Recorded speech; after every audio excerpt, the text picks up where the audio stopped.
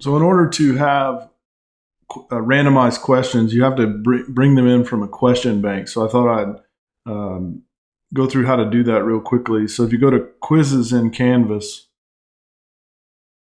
it's a little bit hidden, but if you go over here where you can add a new quiz, right next to it, there's these three dots. If you click on that and you go to manage question banks, it will bring up several question banks. And in this case, all of the questions that I've asked in quizzes are unfiled. We'll add a new question bank. For example, call it exam 1. And we'll go ahead and edit that question bank by clicking on it and adding a few questions. So in this case,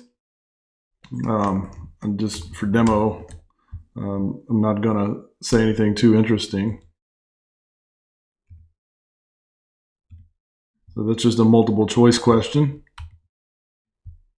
We can update this question and add another. This time we can use a different format. So for example, a numerical answer with a tolerance.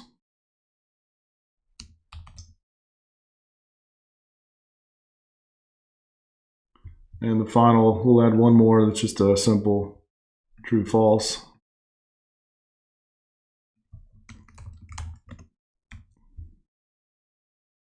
So now we have 3 questions in the question bank. Returning to the quizzes tab, we can add a new quiz. We'll call this, say, exam 1. You could put some information there, assign it to a group.